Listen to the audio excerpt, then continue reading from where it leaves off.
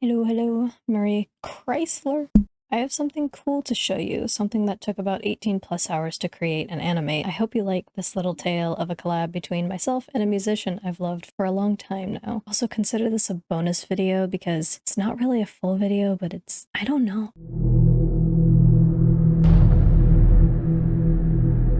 Well, there I was, a wee lass, vibing to the beat of my newest video when lo and behold, a wild river appeared. Now, long ago, I'd mentioned being eager to collab with this Celtic creator, should I ever get the chance. And at last, the chance had come. Raveranth had just finished some new music after getting back into the swing of things, and I couldn't be more proud. As soon as I saw this comment, I was jittery. I got to collab with a person I'd been listening to since forever at long last. His music has kept me inspired and focused during hard times, and I'm super grateful to him for letting me use his masterpieces in many of my videos. I couldn't recommend him enough, honestly, and I wish him the very best success in all his musical dreams.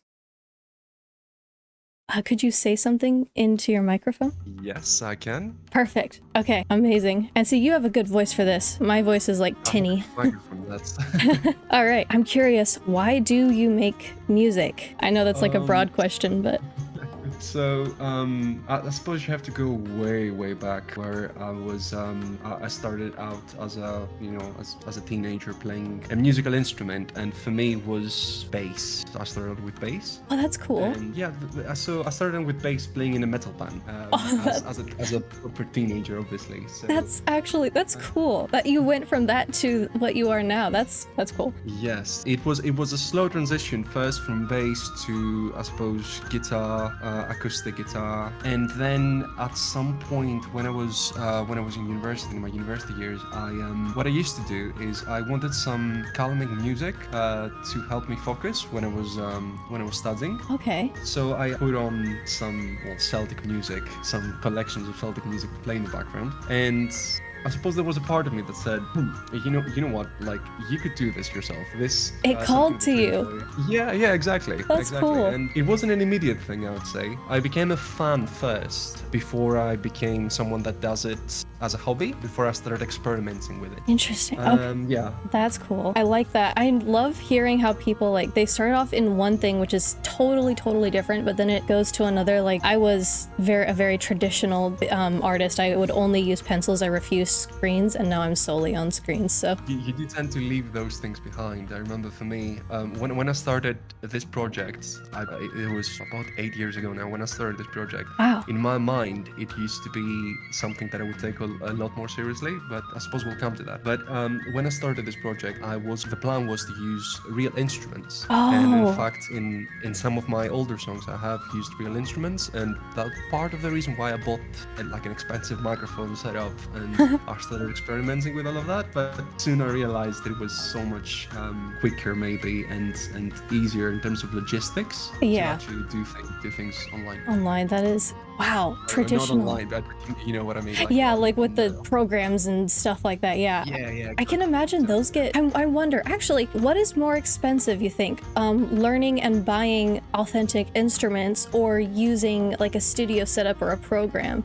I would say that it depends on the quality that you want to get. I suppose that's the easy answer, isn't it? Okay. It depends on the quality that you want to get. So if you want to get the same amount of quality, I would say that for the vast majority of compositions, it would be the computer stuff that is cheaper. That makes sense. There are some things like, for example, acoustic guitars and some specific instruments that you can get. You can't really get good quality with computers, no matter what you do. So you have really a lot of different factors in like playing a guitar and instrumentation and playing it in the way you want to. That it's really tricky sometimes. That actually kind of leads into another question I had. You said you did it like as a hobby and things, but is there like a way that you're able to earn income with it, or have you worked for someone making music before? It's a good question. So I suppose by definition, I have earned some money from it, especially now that I have a publisher, more like DistroKid, something like that. It's not DistroKid specifically, but it's something that is kind of mass produced for a lot of people. It allows you to monetize your music. Probably faster than YouTube, right? Absolutely, yeah. Yeah. The initial plan was YouTube. That's really cool that you can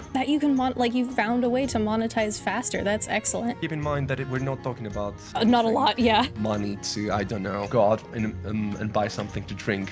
or Okay, something there we like go. that. That's your It's- treat. Yeah. Oh, I know this is probably not even related to things, but do you write? I noticed you said, hey, this is what I was imagining too when I talked about the different scenes I was seeing, if you could say that, as I listened. Do you write or anything, or do you read something and want to make a score or a piece for it? I think for me, it's more of an emotional thing of let me make something happy or let me make something sad. The new collection of music that I've been working on for the past almost 1.5 years now, it's Wow. 1 year and 4 months or something like that. It's something crazy, which shouldn't have taken that long, but again, life gets in the way. That collection of music that I'm doing right now is mainly more sad. It does like kind of reflect what, what's happening in life to an extent, and you put that in the music. So it's getting quite difficult. I realized at some point for me to write more upbeat music or happy music.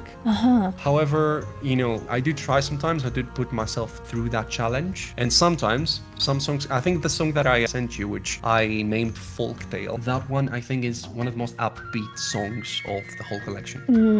There are other ones that are more like heroic, I suppose, Yeah. which is kind of where I gravitate towards, but this one is the more like upbeat, and that's why I thought it would be a good fit. Seeing the music that you've been using so far, I think it would. Yeah. Okay, so you've profiled me like, okay, she uses this and this.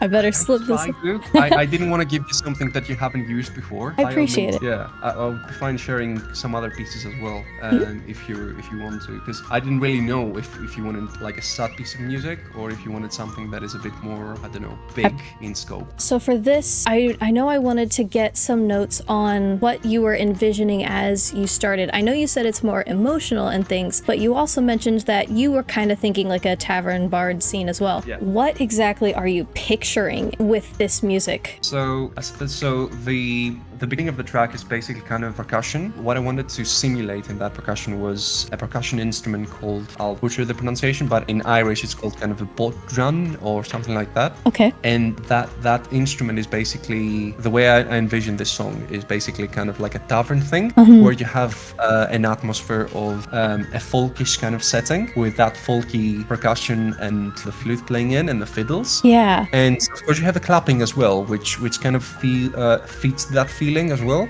So in my head it was kind of like that. It was in a confined setting, like a tavern or some sort of an indoor setting with maybe a fire in the background or something like that. Yes, exactly. That is so cool. You literally, everything you envisioned is what I was picturing. Somehow you did that so well. That's really cool. The music is the connecting factor here. I think that message is transmitted through the music. It is. It is, without a single word too. I'm going to stop the recording just, actually, no, wait. I want to thank you first on the recording just so that people know that I didn't rip the questions from you and run away. But yeah, thank you so much for meeting with me and answering all my silly questions and stuff like that. Like, really fun. I'm so eager to begin drawing. Yeah, of course. No worries. No worries. I was glad to have this chat with you. Thanks.